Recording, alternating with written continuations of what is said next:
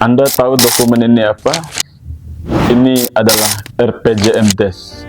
Dan Anda memang harus tahu tentang RPJMDes, karena ini wajib bagi Anda untuk bagaimana mengawal rencana pembangunan jangka menengah desa dalam 5 tahun.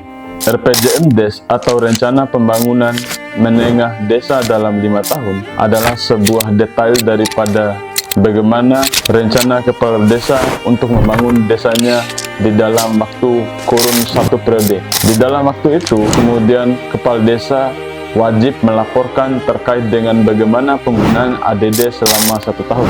Melaporkan ini wajib bagi aparatur desa, terutama kepala desa dan kemudian aparatur ke bawahnya. Detailnya, RPJMDes adalah rencana jangka menengah pembangunan desa yang kemudian di dalam dokumen ini termaktub bagaimana rencana pembangunan sumber daya manusia dan sumber daya infrastruktur yang ada di desa selama 5 tahun atau 1 periode. Di dalam dokumen ini disesuaikan dengan visi misi kepala desa bagaimana melihat daripada pembangunan desa, baik SDM maupun infrastruktur tadi. Lalu ada namanya tim RKP.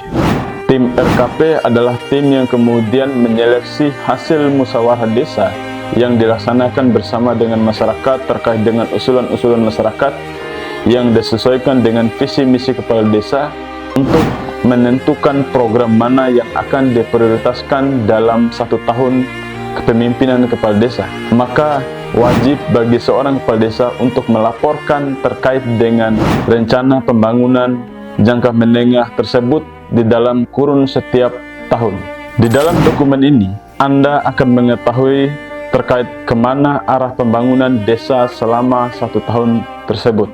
Apakah kemudian anggaran itu benar-benar diprioritaskan berdasarkan usulan masyarakat atau berdasarkan anggaran-anggaran siluman yang ada namanya di dalam dokumen ini, tetapi kemudian secara objektifnya atau secara realitasnya tidak ada bentuk fisiknya.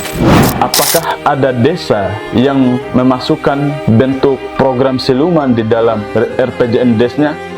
Ada. Di dalam dokumen ini Anda akan tahu kemana saja kemudian anggaran desa akan digunakan. Apakah anggaran itu diprioritaskan untuk sumber daya manusia atau sumber daya infrastruktur atau untuk kepentingan pribadi. Apakah ada desa yang menggunakan anggaran desa untuk kepentingan pribadi? Ada. Dan di dalam dokumen ini juga Anda akan tahu apakah program-program yang kemudian tercanangkan di dalam RPJMDes itu benar adanya secara objektif. Apakah cuman ada namanya atau bisa dibuktikan dengan bentuk faktanya, realitanya. Ada juga program-program yang kemudian cuman ada namanya di dalam RPJMDes tetapi tidak ada bentuk fisiknya. Apakah ada desa yang kemudian melakukan hal tersebut? Ada. Dan ketiga, di dalam dokumen ini Anda akan benar-benar melihat bagaimana penggunaan anggaran secara nominal di dalam anggaran desa. Apakah kemudian proses penganggaran terkait membeli plastik itu dianggarkan sejumlah 1 juta? Apakah itu rasional apa tidak? Dan apakah ada desa yang menganggarkan 5 juta untuk membeli plastik? Ada.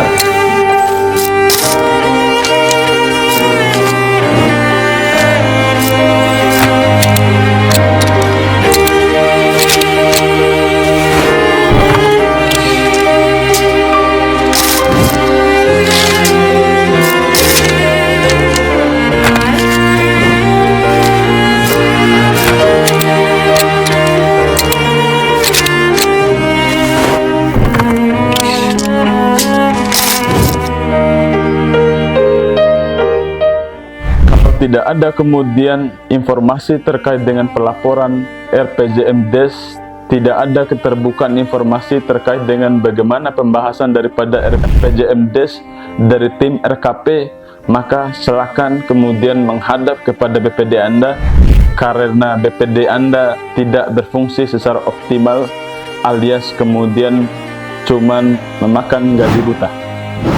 Dan kemudian kalau RPJMDes Anda tidak dikabarkan kepada seluruh masyarakat dalam bentuk data di aplikasi sistem informasi desa, maka ada persekongkolan yang kemudian dibangun antara badan pengawas desa dan kemudian pemerintah desa. Silakan cek ke kantor desa Anda masing-masing. Sekian.